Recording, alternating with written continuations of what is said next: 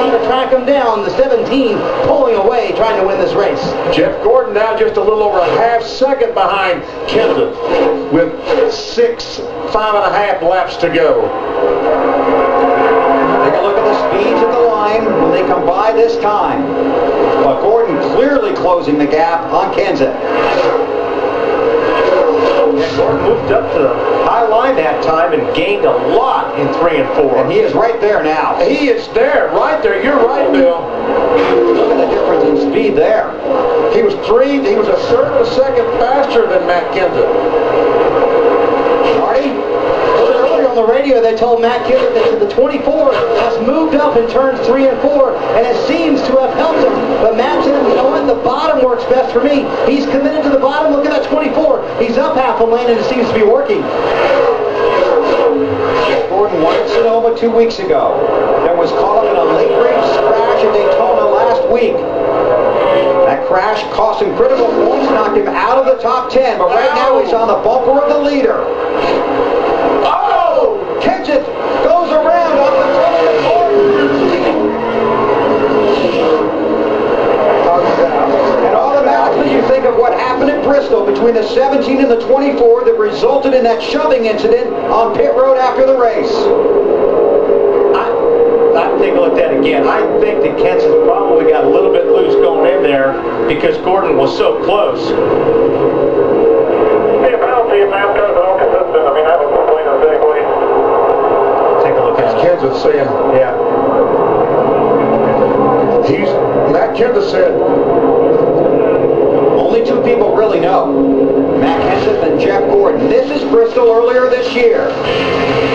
Kurt Busch goes around Matt Kenseth. Then Kenseth racing hard with Gordon, got into his bumper. Then after the race, Kenseth showed his displeasure with Busch, who won, and went over to apologize to Jeff Gordon. Matt admitted he probably should have waited in the heat of the battle for that to settle down. Now let's take a look at what just happened here. And keep in mind, this could send us to overtime, and fuel could be a factor. The 17 slowed down for some reason right there. I mean, whether he got loose or whatever, I'm not saying that it was Matt's fault that he got spun out, but it did look like his car slowed down. Right there.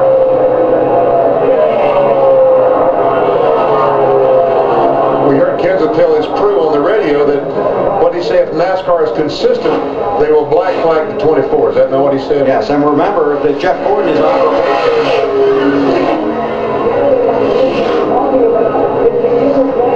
And we can tell you that NASCAR is reviewing the same replays we're seeing. The 24 approved Jeff Gordon.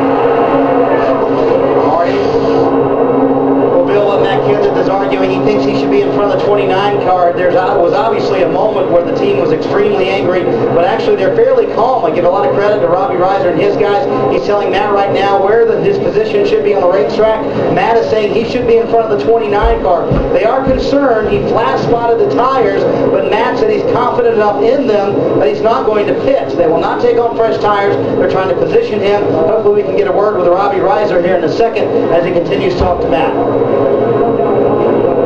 Robbie Reiser, a huge fan of Vince Lombardi, tries to run his team the same way Lombardi ran the Packers and won championships. It does look like that Matt was not able to get off this second corner as well. Well, obviously Jeff Gordon is so much better there, and it looked like Matt was trying to keep the car on the bottom of the racetrack and not slide up, and did slow down a little bit. And the way that I see that, you can't penalize Jeff for that. I mean, because for whatever reasons, he didn't get on the gas, whatever, but that definitely wasn't a blatant shot at Matt Kenseth. It wasn't on purpose from Jeff Gordon. So you're saying it's a racing incident? Yes, that's what I'm saying. Jeff Gordon, the race leader. Burton, Stewart, Kyle Busch. Right now, Kenseth has scored in the 5th position.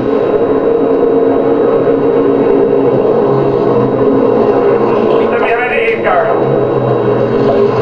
Going behind the 8 car, going back to the 9th position. I think he'll be going back to the 8th position because he's currently scored in 5th. Dude will go to 7. Correct. And And just that little bit puts Johnson back on top of the championship standings with 3 laps to go.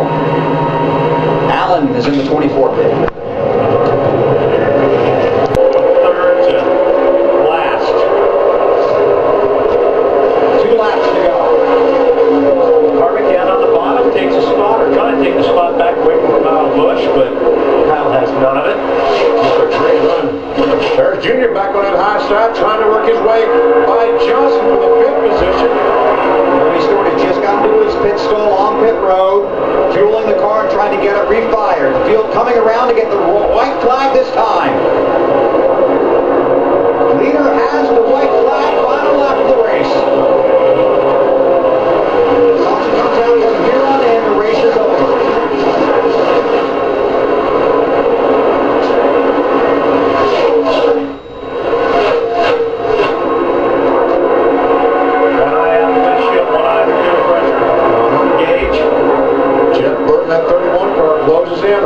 Still trying to get by Busch for third spot. Here comes Gordon. Looks like he's going to make it. Jeff Gordon's going to score his first win at Chicago.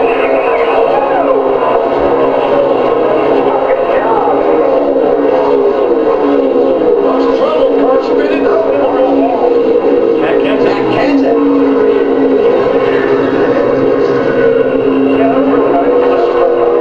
Casey Mears In the grass, in the 42 car.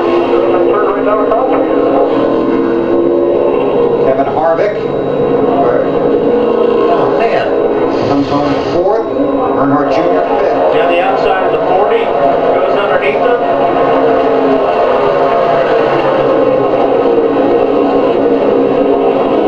Not quite sure about all that. The 40 was obviously trying to block. That was poor position. Kenseth will take the spot. He'll finish 21st and Strimmy 22nd. All right, down to pit road to Matt. Big sigh of relief for Steve Letarte and the 24 guys. Jeff said this was an important race, the perfect test to see how far you'd come on this type of track. Yeah, I mean, it's no secret we struggle with These little beer bottles that a race driver after winning a race, you don't belong back to a NASCAR race. That hurts the sport. Because that's all people are going to write about now. Dave Burns. And Jeff Burton with a very strong run today. Started first, finished second. Jeff, you happy with that? I know not when. At the Brickyard almost 2 years ago. We saw in Michigan about a month ago, this car ran awfully well. And today, put a cap on it. Allen's with him in victory lane. Yeah, standing in a puddle of sports drink and soft drink and all the rest, maybe a little water too. It's crew chief Steve Letarte coming in for a word. Well, Jeff, scratch one of those tracks off your list that you hadn't won at yet. You've got Chicago here today. Congratulations. Thank you. What an awesome race car Steve Letarte and all these guys on the DuPont Chevrolet gave me today. There's no doubt on the long runs we had the best car, and I hate to win one like that. You know, Matt and he ran a great race, and you know, we had our troubles in Bristol. That had nothing to do with what happened there. I got in there real hard, and he blocked me a little. Well, Matt, first of all, your take on the contact with a 24, was it intentional in your mind? Yeah, for sure was. So, I mean, Jeff is, you know, Jeff's a smart guy. You know, NASCAR brings in a trailer, gives you the same old speech every time. You know, I want you guys to stay away from each other, put you up on probation and all that. And Jeff's not dumb. He's not going to do it the next week or the week after that. He's going to wait. So, I know for sure it was intentional, but that's okay. You know, part of it is my fault. I mean, we got slow. I knew we were bad in the long run, and I was so tight in the middle, I knew he was going to catch me. But the thing was, in 2 laps, he was so much faster, he could have passed me clean. We just got bottled up with a lap car, and we're going to be clear him in the corner, and he just dumped me. He said that it was not left over from Bristol, but you believe it was left over from Bristol? Do you think him being on probation, he's going to go on TV and say it was left over from Bristol? He's not stupid. It was. I mean, so he's going to do it, and he did it. So nothing I could do about it.